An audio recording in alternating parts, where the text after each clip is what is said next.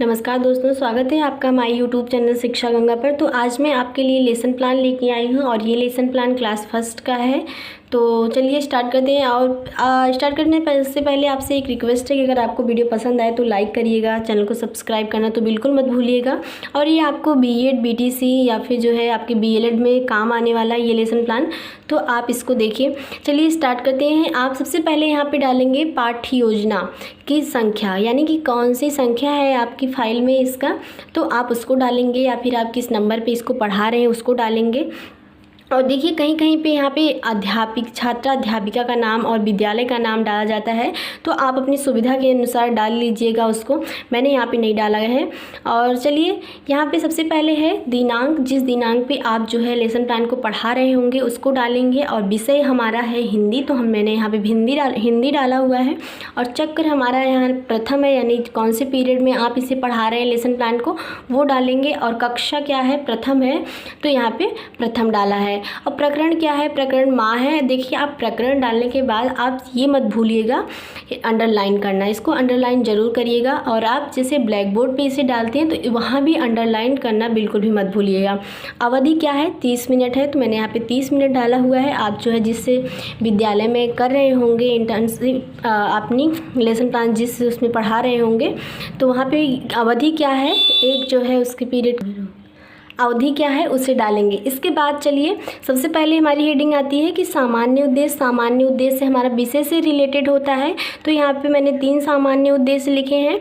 और आप देखिए सामान्य उद्देश्य लिखते समय आप ध्यान में रखिएगा कि 3 से कम मत लिखिएगा, और 3 से ज़्यादा हो जाए तो कोई बात नहीं, लेकिन 3 से कम मत लिखिएगा।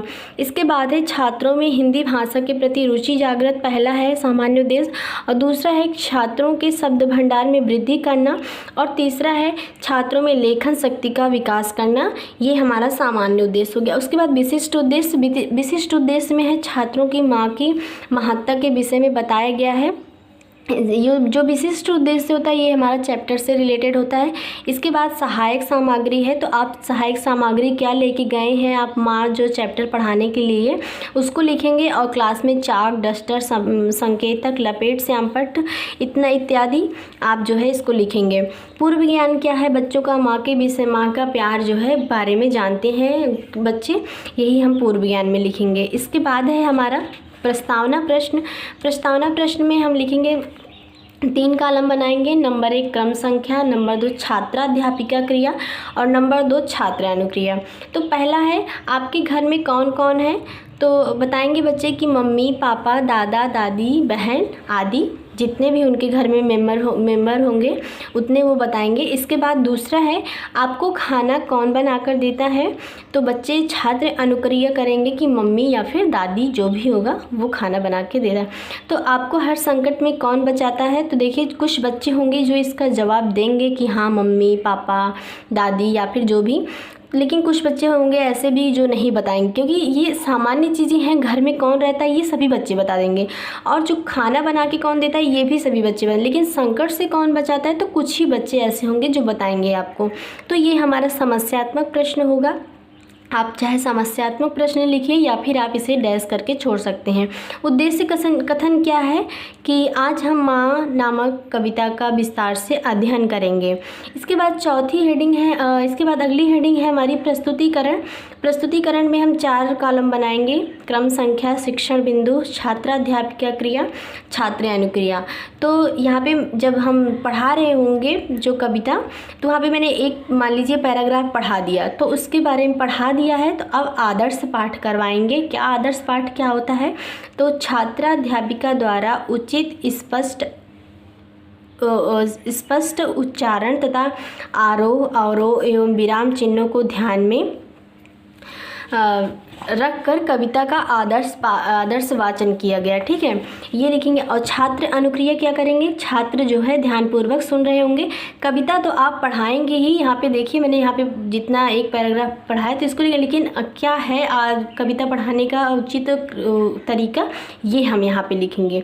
इसके बाद चलिए दूसरा है कि अनुकरण वाचन। अनुकरण वाचन में क्या होता है, कक्षा में कुछ छात्रों द्वारा कविता का अनुकरण करवाया गया है। हम कुछ छात्रों से जो है पढ़वाएंगे उस चैप्टर को। और इसके बाद छात्र अनुक्रिया क्या है, छात्राध्यापिका द्वारा छात्रों से पाठ का अनुकरण कराया गया है। और इसके बाद शब्द अर्थ क्या है, तो जो मैंने अभी पैराग्राफ पढ़ाया उसमें शब्दार्थ जो आए होंगे, जो कठिन वर्ड आए होंगे उनको जो है उनका हम अर्थ लिख देंगे। जैसे कठिनाई मतलब परेशानी, संकट, कहाँ लिखेंगे इसको हम ब्लैक बोर्ड पे वहाँ पे क्लास में लिखेंगे। और यहाँ पे लिख दिए हैं कठिनाई यानी परेशानी, संकट, मुसीबत, ध्यान, देखभाल। और इसके बाद चलिए अगला देखते हैं, स्पष्टीकरण क्या है। प्रस्तुत गद्यांश में कहा गया है, और मैं उनकी दुलारी या सुंदरी बच्ची हूँ, वो मेरा ध्यान रखती हैं और मुझे बहुत मुसीबत से बचाती हैं। मेरी माँ मुझे और कहानी सुनाती हैं और नए खिलौने लाती हैं। ये हम स्पष्टीकरण करेंगे उस गद्यांश का, यही उस पद्यांश का जो मैंने अभी पढ़ाया है। और छात्र अनुक्रिया यानी कि छात्र ध्यानपूर्वक सुन रहे हैं। इसके बाद है कि सस्वर वाचन होगा। छात्राध्यापिका एक बार पुनः पाठ का वाचन करेंगी, फिर से मैं एक बार से बच्चों को वही जो है पोयम पढ़ाऊँगी।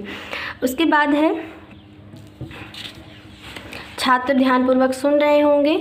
और इसके बाद है कि बोधात्मक प्रश्न हम लोग पूछेंगे बच्चों से कि जो मैंने अभी जो पोयम पढ़ाई है उसका जो है उससे हम रिलेटेड क्वेश्चन पूछेंगे बच्चों से कि उन्हें ग्रहण हुआ कि नहीं जितना मैंने उन्हें पढ़ाया। तो क्वेश्चन पूछने पर ही हमें पता चलता है। तो यहाँ पे पहला क्वेश्चन है, मैं अपनी माँ की कौन हूँ। मैं अपनी माँ की कौन हूँ, तो छात्र अनुक्रिया करेंगे, मैं माँ की राज दुलारी हूँ। और दूसरा क्या होगा, माँ हमारे लिए क्या लाती हैं, माँ हमारे लिए खिलौने लाती हैं। इसके बाद श्यामपट्ट कार्य किया जाएगा। यहाँ पे हम लोग लिखेंगे छात्राध्यापिका द्वारा समय समय पर श्यामपट्ट कार्य किया जाएगा, जो कि बाएं पृष्ठ पर अंकित है। ये देखिए बाएं पृष्ठ पे आप जो है एक कागज़ लेंगे जो ब्लैक कलर का होगा, उसे चिपकाएंगे अपने फाइल में। और यहाँ पे शब्दार्थ मैंने जो अभी आपको आगे बताया है कि जो है शब्दार्थ आप लिखेंगे, वहीं यहाँ पे मैंने लिखा है कठिनाई, परेशानी, संकट, मुसीबत, ध्यान, देखभाल। इसके बाद चलिए निरीक्षण कार्य होगा। छात्राध्यापिका छात्रों की उत्तर पुस्तिका का निरीक्षण करेंगी और समस्याओं का समाधान करेंगी। जो छात्र जो कुछ वर्ड सही नहीं लिख पाए रहे होंगे या फिर जो ब्लैक बोर्ड पे उन्हें नहीं समझ में आया होगा, यही निरीक्षण कार्य में किया जाएगा। इसके बाद पुनरावृत्ति प्रश्न है। पुनरावृत्ति पे हम फिर से एक बार क्वेश्चन पूछेंगे, हमें संकट से कौन बचाता है। इसे हम जो है इसका आंसर हम जो है अपनी फाइल में नहीं लिखेंगे, क्योंकि हमें नहीं पता होता है कि छात्र इसका क्या आंसर देंगे। इसके बाद दूसरा है, माँ हमें क्या सुनाती हैं। और तीसरा है यही दो क्वेश्चन हम पुनरावृत्ति में पूछेंगे। इसके बाद गृह कार्य देंगे, रिक्त स्थान भरिए। आप जो है गृह कार्य ऐसे ही देंगे, रिक्त स्थान भरिए, क्योंकि क्लास फर्स्ट के बच्चे हैं तो ऐसे ही गृह कार्य देंगे, रिक्त स्थान भरिए या फिर मिलान करिए या फिर ट्रू फॉल्स, ऐसा ही कुछ देंगे। इसके बाद चलिए देख लेते हैं क्या मैंने गृह कार्य दिया हुआ है। तो पहला है, आपकी माँ आपको डांट डांट करती हैं। तो ये गृह कार्य है, तो मैं यहाँ पे नहीं, इसको हम लोग अपनी फाइल में नहीं लिखेंगे, बच्चे जो घर से करके आएंगे वही यहाँ पे भरा जाएगा। इसके बाद है दूसरा, आपकी माँ आपको डांट डांट दिलाती हैं। तो ये भी हम नहीं लिखेंगे, क्योंकि हमें नहीं पता होता है कि बच्चे क्या करके लाते हैं अपनी उत्तर पुस्तिका में। तो इस तरह हम जो है अपनी माँ नामक जो चैप्टर था, प्रकरण था, उसे कंप्लीट किया है। और आपको वीडियो पसंद आए तो लाइक करिएगा, चैनल को सब्सक्राइब करना तो बिल्कुल मत भूलिएगा। धन्यवाद।